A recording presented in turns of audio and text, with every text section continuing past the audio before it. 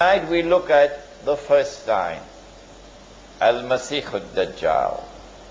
Let us begin with definition. Dajjal is a being,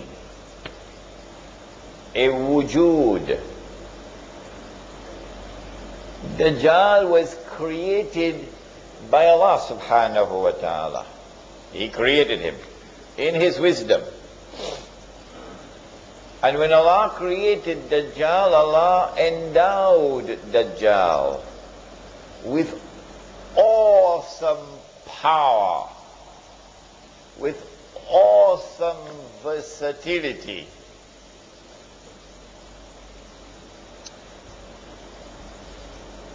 And Dajjal was created at that time when Adam alayhi salam was created. Because the Prophet said, sallallahu ta'ala alayhi wasallam, he said, every prophet has warned his people about Dajjal. Every prophet. So Dajjal has been created a long time ago.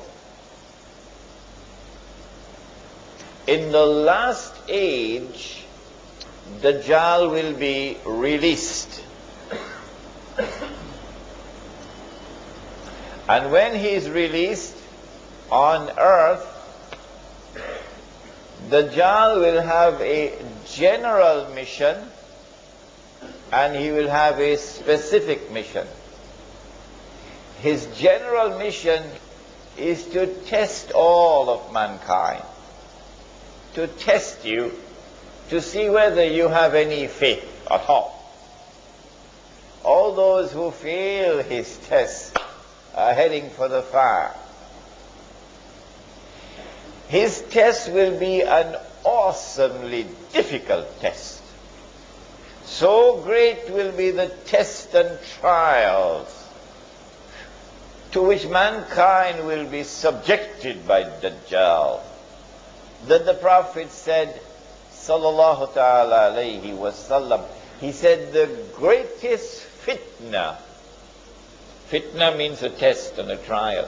He said the greatest fitna that mankind will experience from the time of Adam alayhi salam to the last day is the fitna of Dajjal. So don't play around with this subject. Be very serious with this subject. Dajjal will not only test all of mankind, and tonight we will look at some of the tests, but Dajjal has a specific mission. His mission is to impersonate Al-Masih and to get Banu Israel to believe that he is Al-Masih. And so in order to understand Dajjal in his capacity as Al-Masih al-Dajjal, we need first to understand who or what is Al-Masih.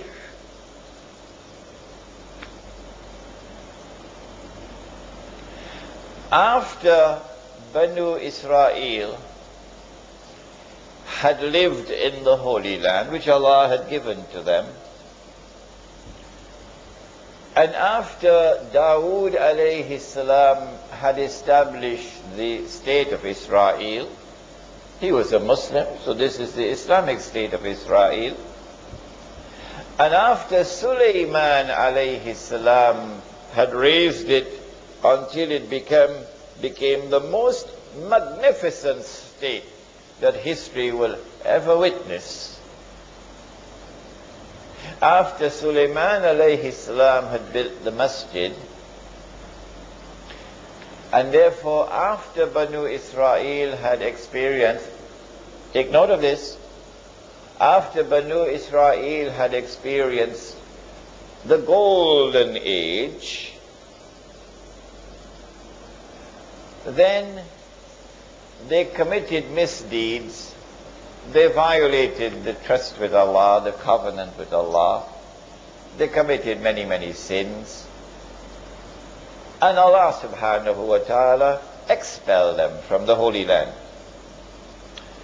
Surah to Bani Israel of the Quran, Surah number 17, describes this.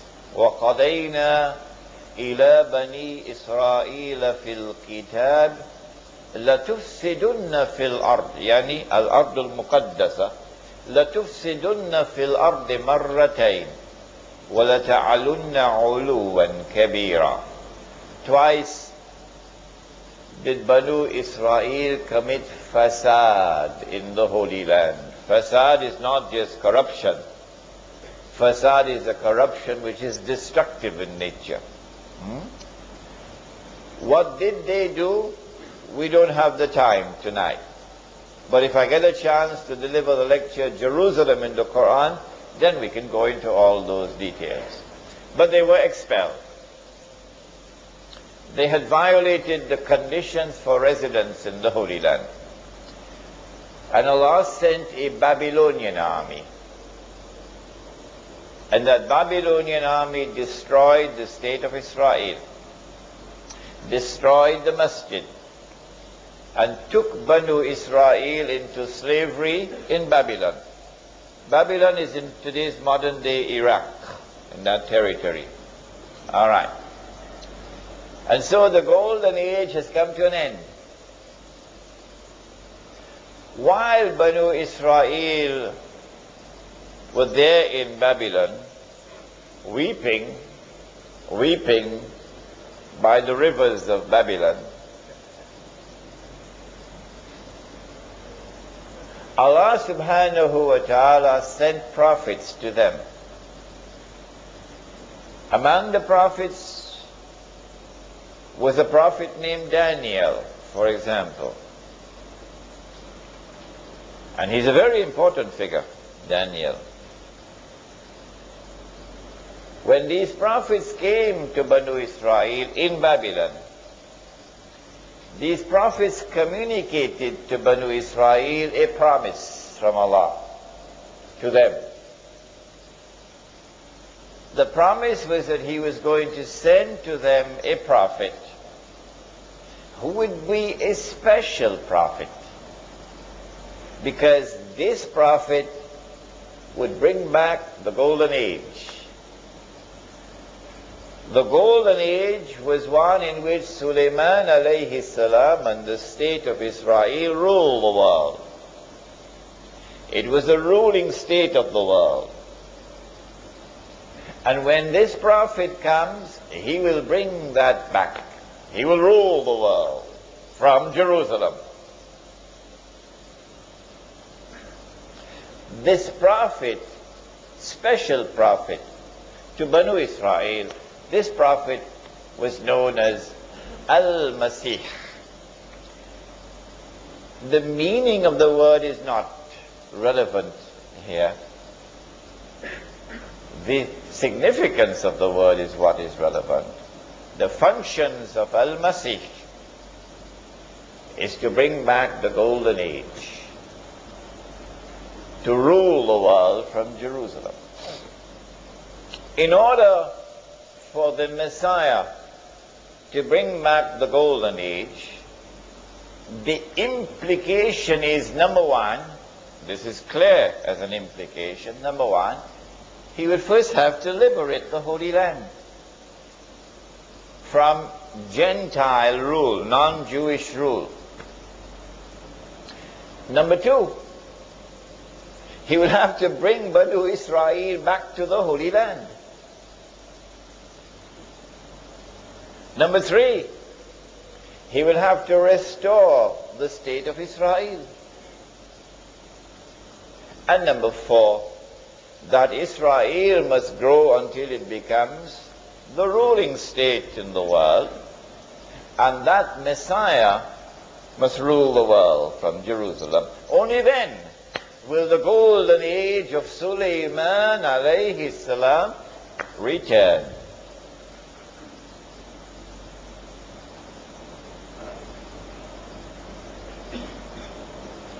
When Allah subhanahu wa ta'ala fulfilled His promise and sent the Messiah, Al-Masih, in the person of Isa alayhi salam, they rejected him. Is it tomorrow night? No, Thursday night we have Islamic view of the return of Isa alayhi salam. Thursday night.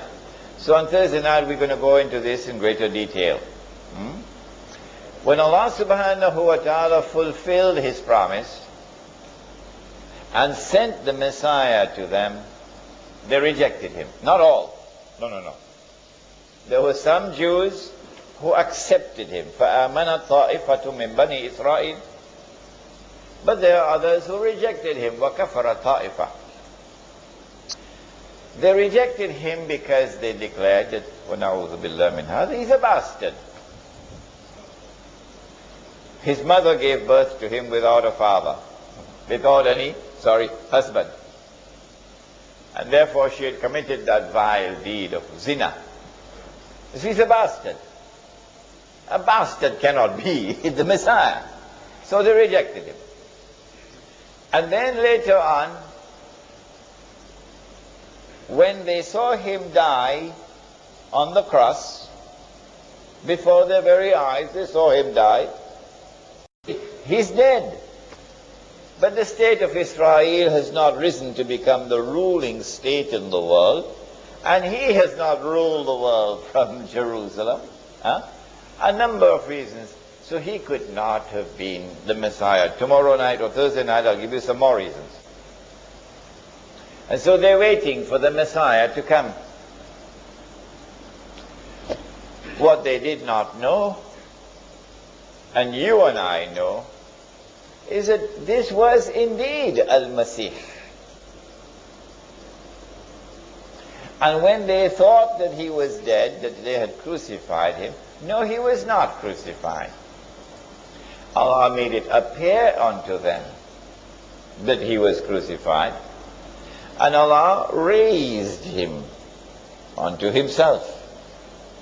So he did not experience something called maut.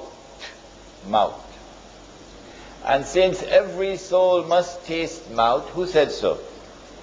Every soul must taste maut. Who said so? Yes, the Quran.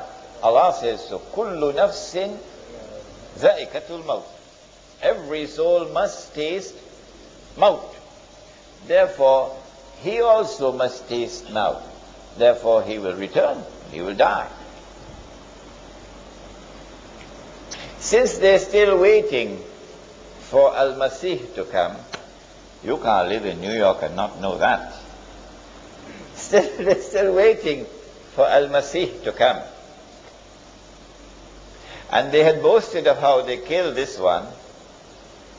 The Prophet Muhammad ﷺ informed us that Allah will send in the last stage this being created by Allah, who will impersonate Al-Masih and who will convince them that he is delivering the return of the golden age.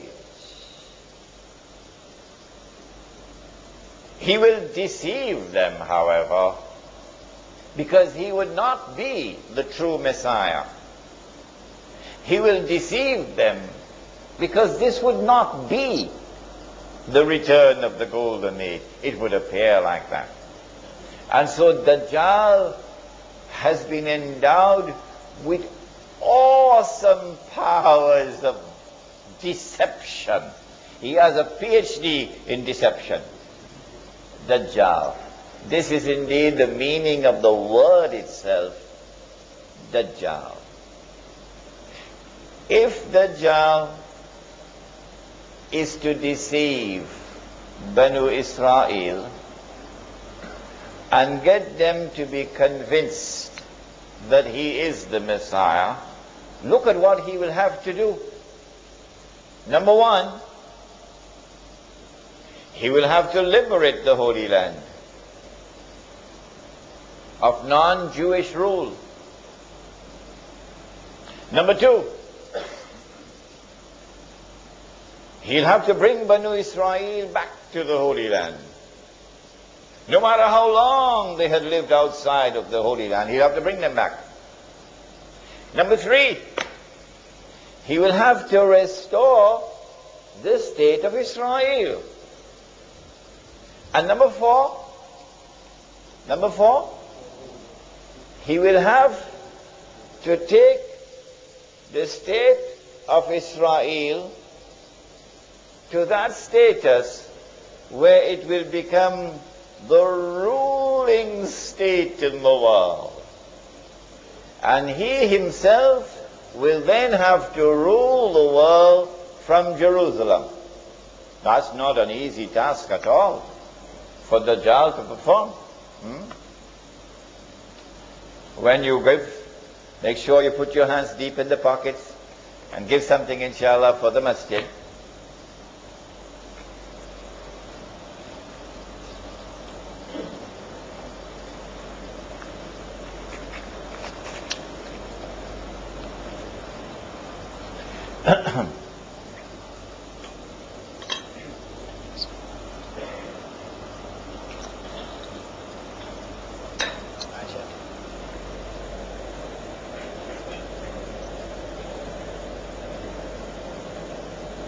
Now let's come to the first hadith. The very few I'm going to quote, but they're very important. The Prophet said, sallallahu ta'ala alayhi wa sallam, the hadith is in Sahih Muslim, and it is perhaps the most important of the hadith I'm going to quote tonight, this one. He said, when Dajjal is released, he will live on earth for 40 days. One day like a year. One day like a month. One day like a week. And the rest of his days like your days. When his day is like our day, he will be in our dimension of time.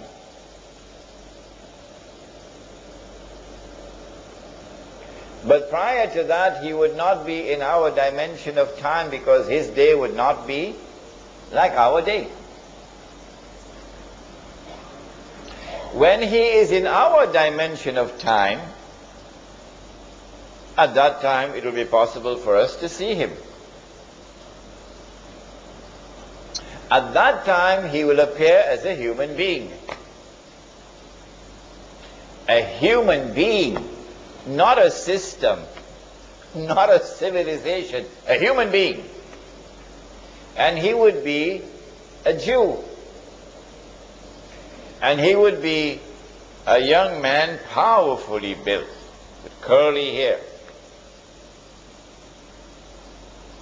At that time, when he appears in the world, in our dimension of time,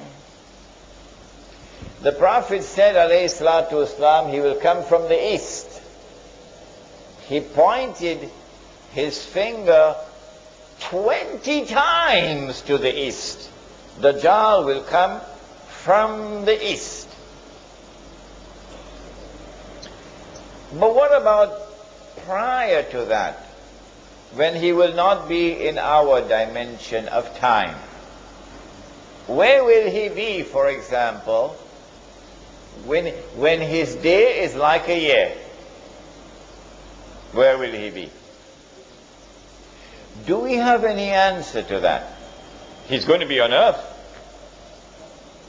but we won't be able to see him. The angels, are they here in this room? Yes. How many? Each one of you have 2 angels on your forehead, on your shoulders. So there are many angels right here in this room. They are on earth. Are they in our dimension of time? No.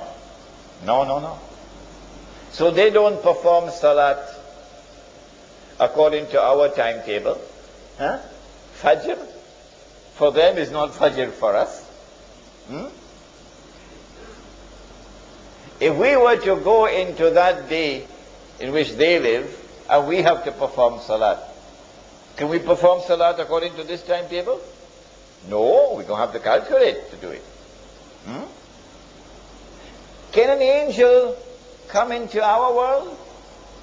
Can an angel come into our dimension of time so we can see the angel? Huh? Huh? Yes. Which one? Yes, Jibreel alayhi salam came as a human being, right in the masjid. Are there jinn in this masjid now? Oh yes, they are. They are not. Can we see them? Are they in our dimension of time? No, they're not. But can they enter into our dimension of time? Yes. Mr. Shaitan himself, Iblis, he came as a human being, as an old man, you remember, with a walking stick. So Dajjal will enter into our dimension of time one day. We see him. But prior to that, in a day which is like a year, where will he be? It is from that location that he will commence his attack. He will begin his effort. Number one, to liberate the Holy Land. Number two, to bring the Jews back to the Holy Land. Number three, to restore the state of Israel. Number four, you know what's number four. From that location, he will begin the effort. Where will it be? Fortunately for us, we have the answer. And it is also in Sahih Muslim. It is known as the hadith of Tamim ad-Dari. Listen to it carefully now. Tamim ad-Dari was a Christian who took the Shahada, became a Muslim in Medina. He came to the Prophet ﷺ and narrated an experience which he had. The Prophet ﷺ, after the Salat in the masjid, asked the people, sit down, sit down. I have something to tell you. Tamim ad-Dari has come to me and told me something about Dajjal, which confirms what I have been saying to you. So we know that what is contained in this story is true. What did Tamim ad-Dari experience? He said that he and some 40 of his companions went on board a ship. So you need water, eh? So they have to go in some place where you can travel with a ship, a sea or an ocean. And when they went on board the ship, a storm came. And the storm blew the ship for 40 days before, for a whole month, sorry, not 40 days. The storm blew the ship for a whole month before they reached land. Now, if you are on the western side of Arabia, which is Hijaz, and you get on board a ship, there are only two seas on which you can travel. One is the Mediterranean Sea, and the other is the Red Sea. Only these two. But it seems very much unlikely, in fact impossible, for a ship to be on the Red Sea and for a storm to be blowing and that ship did not touch land for a whole month, because the Red Sea is very narrow. And so I have chosen so hairy, so much hair, that you could hardly distinguish the head from the tail. So this beast is concealing its identity.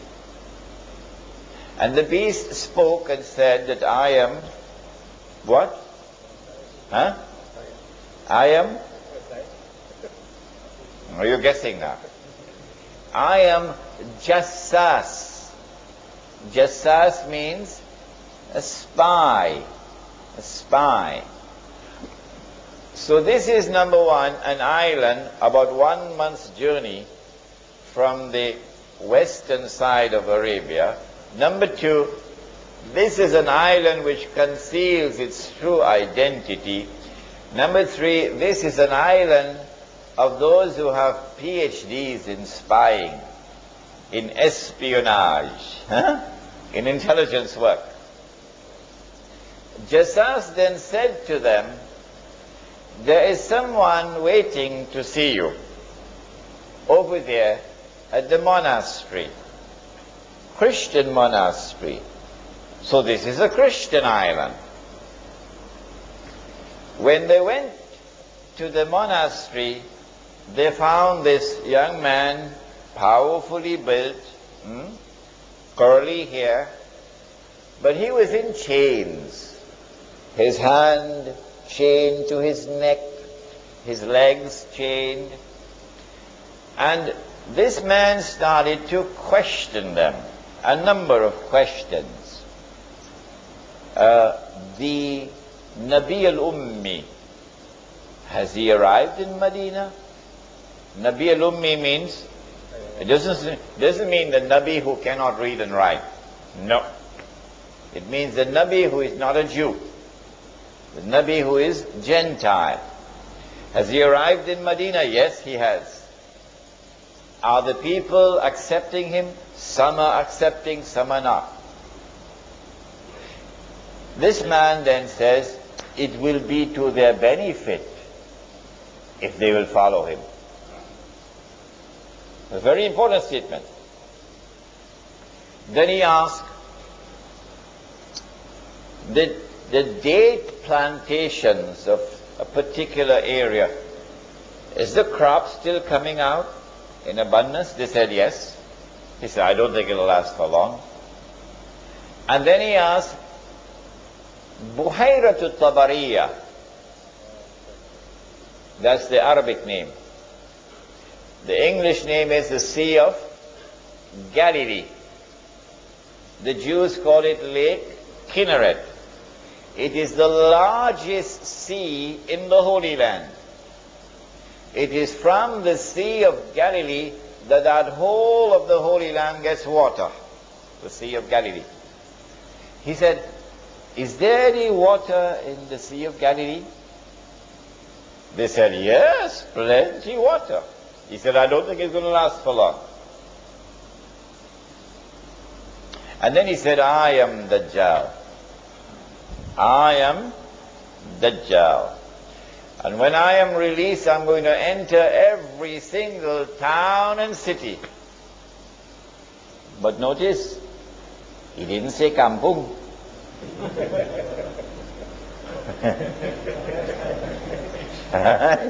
He said, when I am released, I'm going to enter every town and city, except Mecca and Medina, because the angels will bar me.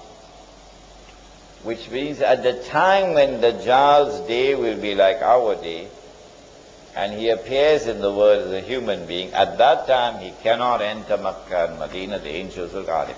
Now then, we now know from this hadith that when Dajjal is released and commences his mission, he will commence his mission from this island. Which island is it? In 1917, the British Secretary of State was a man named Lord Balfour. And Lord Balfour made a declaration, a stunning declaration. Britain was the superpower in the world, and Lord Balfour declared that the British government intends to pursue an effort for the establishment of a Jewish national home in Palestine.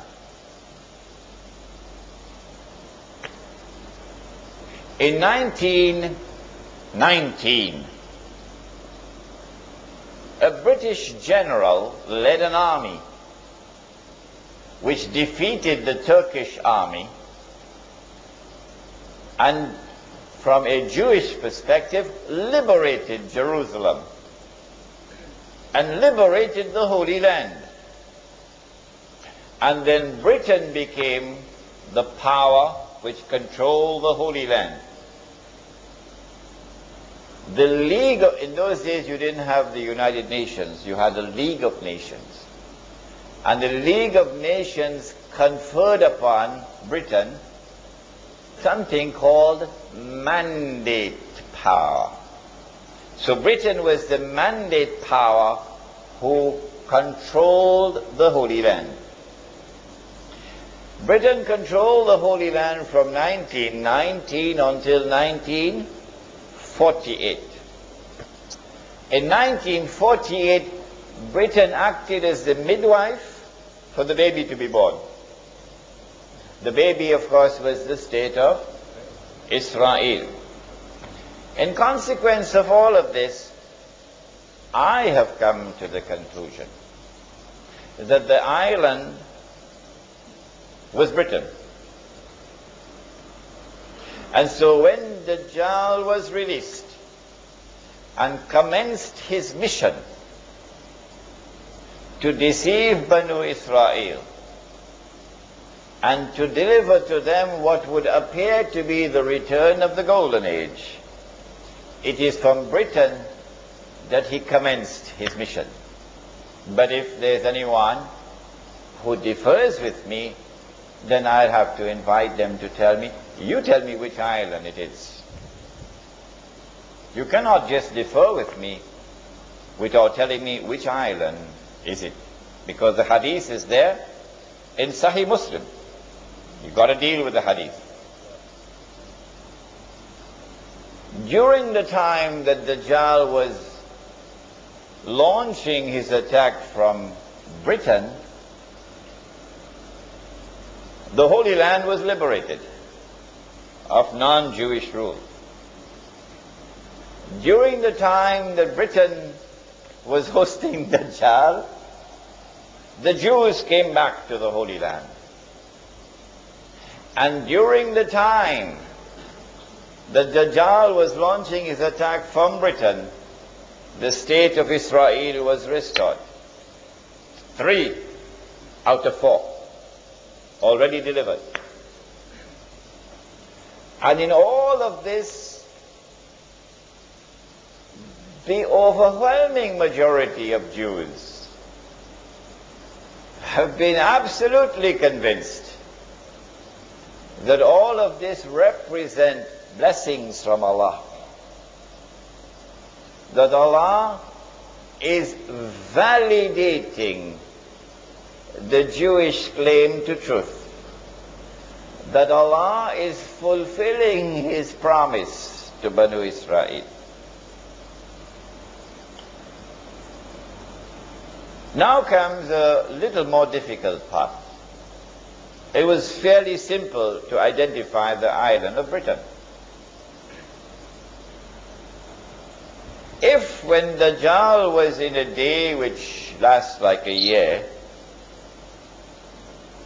he will be in an island, according to the hadith of Tamim ad-Dari, where will he be in a day which is like a month? Is he going to move to another territory? And if he moves to another territory, how can we recognize it? The yardstick which I use to measure whether or not Dajjal has moved to another territory in a day which is like a month is the yardstick of the state of Israel. Who is the one who is keeping it alive? Who is the one who is conferring upon it security? Who is the one who is building it up constantly, feeding it, and making it stronger and stronger and stronger and stronger? Is it Britain? The answer is no. Remember, your brother Imran is also a student of international relations. Don't forget that. The answer is no.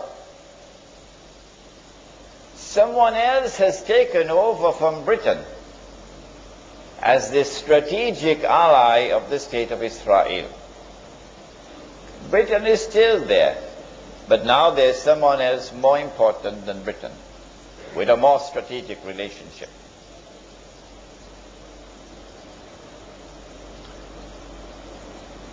The United States of America is without any question whatsoever the most important strategic ally of the state of Israel in the world today. Without any question whatsoever. The United States of America is the country which is supporting Israel with the greatest amount of financial assistance and material assistance. The United States of America is the country which has a strategic military alliance with the state of Israel. And so, I have come to the conclusion that the Dajjal, in a day which is like a month, is no longer in Britain. Britain now has to give way to another country. Britain was the superpower. Britain was ruling the world. But now another country mysteriously, strangely, inexplicably takes over from Britain as the ruling power in the world and the strategic ally of the state of Israel. This is the United States of America. When did it happen? Now we're going to test your knowledge of international affairs. When did it happen? I think you would agree with me, number one, that the Second World War would be the turning point. And so here is tangible evidence that the United States has now taken over from Britain as a senior partner. Evidence number two. At the end of the Second World War, in 1945, the international community came together in a conference in Bretton Woods in upstate New York to create a new international monetary system. Prior to this, Britain, London, was the financial capital of the world. Ever since the Bank of England was established maybe 200 years earlier, London was the financial capital of the world. And the ruling currency in the world was the British sterling pound. His Majesty the sterling pound. But now at Bretton Woods something strange happens. The Bretton Woods Agreement confers upon the US dollar the status of the ruling currency. And the Bretton Woods Agreement confers upon Washington the status of the financial capital of the world. because the International Monetary Fund is now located in Washington. The British didn't like that at all. The World Bank is located in Washington. The British didn't like that at all. So here is the second tangible evidence that Britain has now conceded and the United States has now taken over as the ruling power in the world. And then came a third and even more dramatic evidence.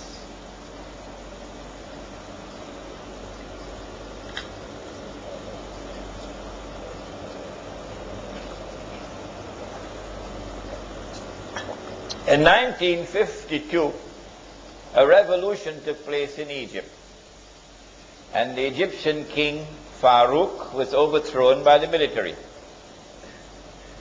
The military put General Muhammad Najib as the president. But he was like a figurehead really, because there were a group of officers who really controlled the thing. Muhammad Najib remained as the president from 1952 until 1956. But in 1955, there was a very important conference of Asian and African states which took place in a city in Indonesia. Which one? Bandung. I was in Bandung 2 weeks ago. Bandung, water in Bandung very cold. When you take your bath in the morning, very cold water.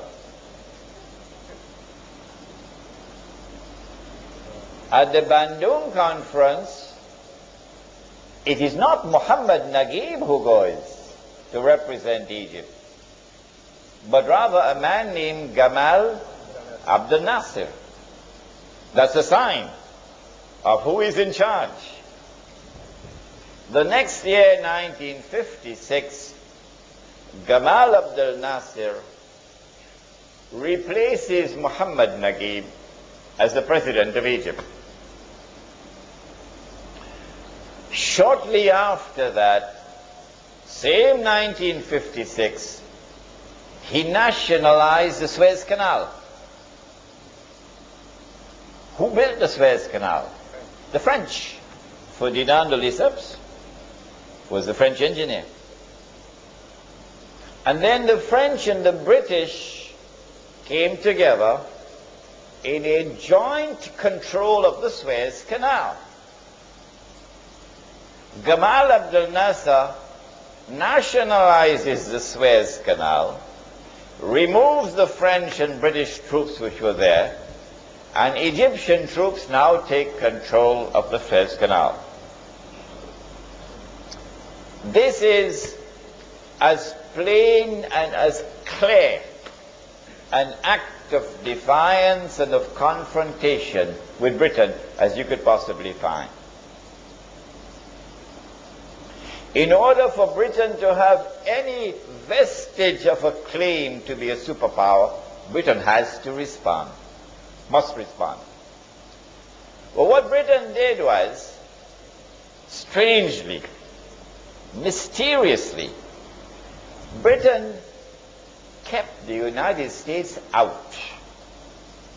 And the British and the French joined with Israel. And these three countries invaded Egypt. They landed in Suez and they took control of Suez. And the Israeli army swept through the Sinai Peninsula and took control of the whole of Sinai. And the Israeli army reached to the Suez Canal.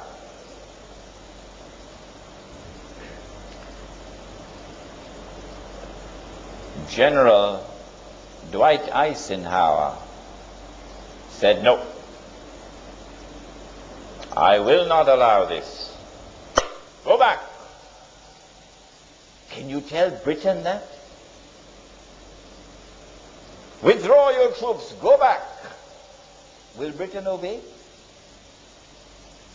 Sir Anthony Eden was the British Prime Minister. Guess what Britain had to do? Huh? Britain had to withdraw its troops. And France had to withdraw its troops. And the state of Israel had to withdraw its troops back to Israel. Because the American president said, no, I will not permit it. Go back. So here you have the third, the most dramatic of all evidence that the United States of America has now taken over from Britain as the ruling power in the world. And that the United States of America still has this strategic relationship with the State of Israel. I have taken pains to mention dates because I want you to calculate.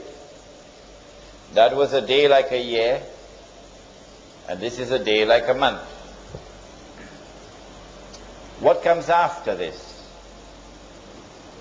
Now is the time you have to think.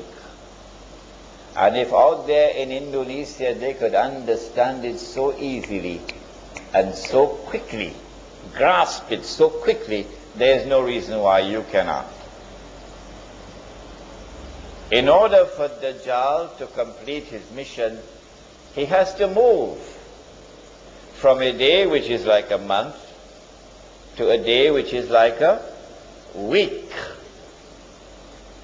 If when he was in a day like a year, he was in one territory, and that was the ruling territory, the ruling power, and then in a day which is like a month, he moved to another territory, and that country became the ruling power, it follows therefrom that when he moves to a day which is like a week, he will move to a third place, a third country. And that country will now replace the United States of America as the ruling power in the world. But it will not rule for long. Just a short time. Which will be that territory?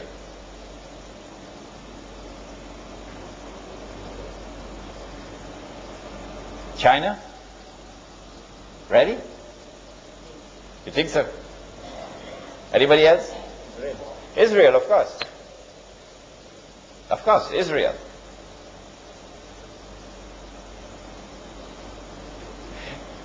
The state of Israel already has, or has been given by the United States, thanks to people like Jonathan Pollard, the nuclear know-how. The State of Israel has enough nuclear weapons, enough thermonuclear weapons to lay claim to be a superpower already. But in order to be recognized as a ruling power in the world, Israel will have to give a spectacular display. A spectacular display, a dazzling display of its military might, which it has never done so far. All that the world has seen is glimpses of what Israel is capable of doing. But it'll have to be a spectacular display of its military power. When it does so, it will have to emerge out of that military event. It will have to emerge as the dominant power in that region, so that all the states in the region in which Israel is located must all submit to Israel. Secondly, when Britain was the ruling power, London was the financial capital of the world. When the United States became the ruling power, Washington was the financial capital of the world, ably assisted by New York. And so if Israel is to become the ruling power in the world, something dramatic has to happen in the monetary system around the world, in the financial system around the world. Something dramatic has to happen, in consequence of which the financial capital of the world will now shift to Jerusalem or to the Jews. What is it that can happen? Oh, I love the Indonesians, because they could understand so quickly, so easily. I don't know, maybe because they eat a lot of nasi, rice. The answer is, the international monetary system is based on fraud, paper money. If I get a chance, I can teach you the subject, but tonight is not the night. But it is fraudulent. The entire world of money is connected to one currency, the US dollar.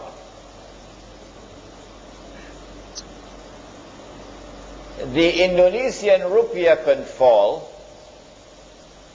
and it will cause ripple effect on neighboring countries and so on, but it wouldn't bring down the world. The Turkish lira could be ready for Salatul Janaza, which is almost what is happening now. Turkish lira. But it would not bring down the world of paper money. But if the US dollar collapses, details, I don't have the time tonight. Something is going to happen which will bring the US dollar crashing down. You don't believe me? If you don't believe me, when it happens, then you will have to believe me. Yes, you will have to believe me on that day. But then you would look like a donkey.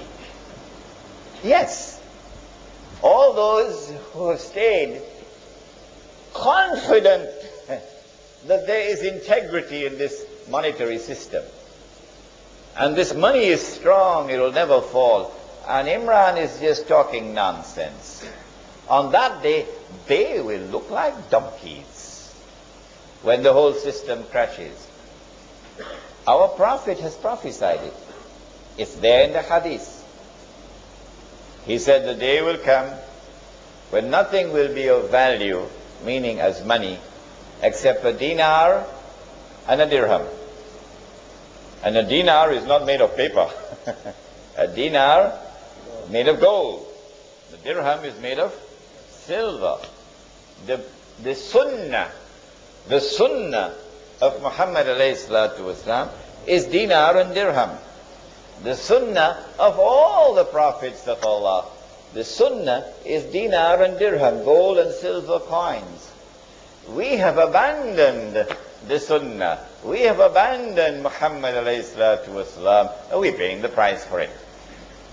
The international financial system around the world today is in the control of Jewish bankers and Jewish financiers.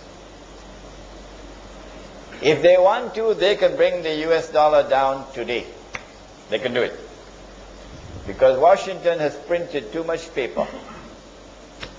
And there are far more US dollars outside of the United States than there are in the United States. It's entirely fraudulent. If I were to do it, they'd put me in jail.